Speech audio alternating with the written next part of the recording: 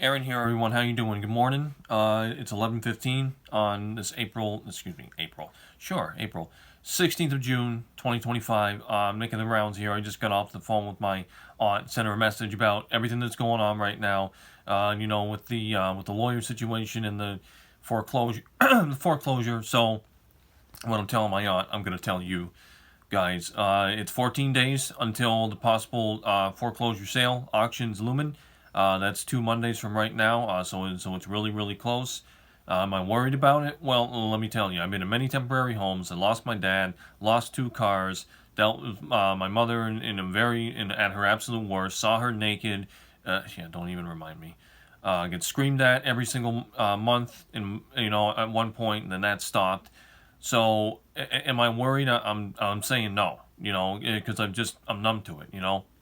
So right now, we had to make a decision. She had to make a decision whether she was going to go with bankruptcy with Attorney Davis, or stay with Attorney Ambrose and Wescott Law, and basically have Attorney Ambrose deepen the case, communicate with the lawyer, DeMero PC and Associates, and their real-time resolutions who hold the debt and start the foreclosure.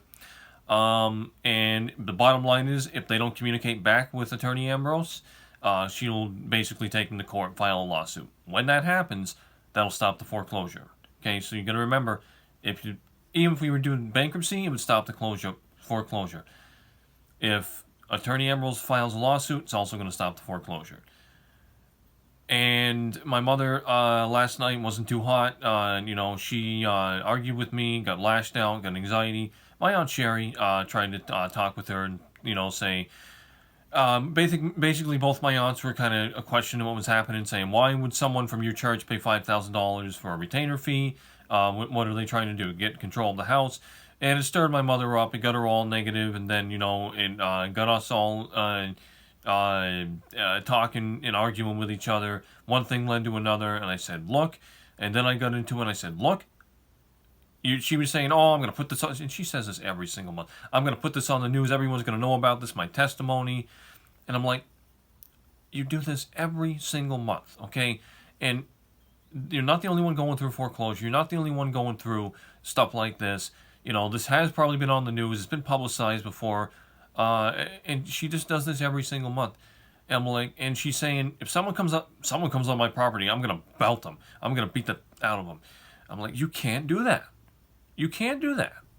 And that goes to anyone who's thinking about that. You'll get arrested, you'll get tased, okay, and then you'll be in a whole bunch of crap more than the crap you're already in, okay? You got to think before you act.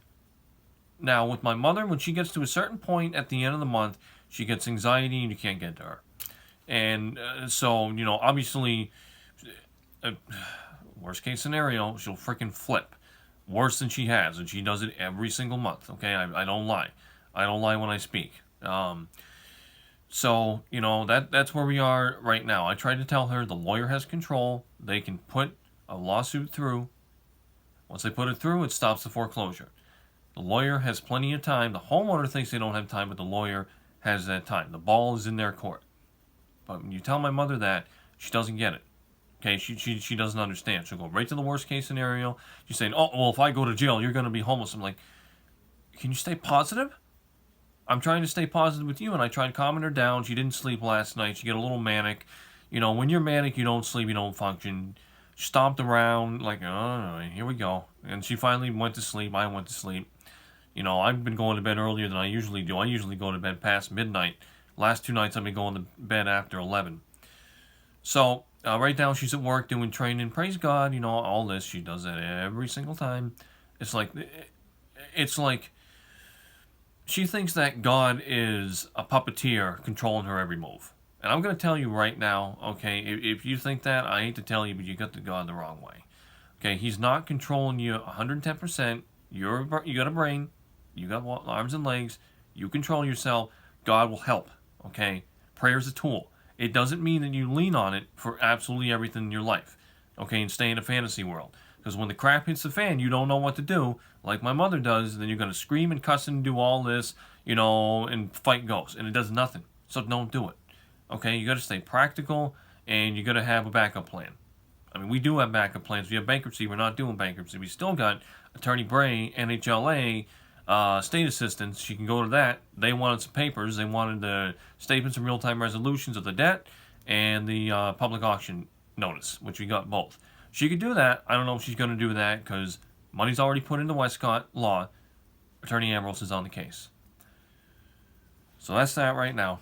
So where we stand, I'm going to do some stuff. I'll do Mind's Eye stuff. I'm going to do what I usually do. Upload some Mind's Eye cards. They look great, by the way.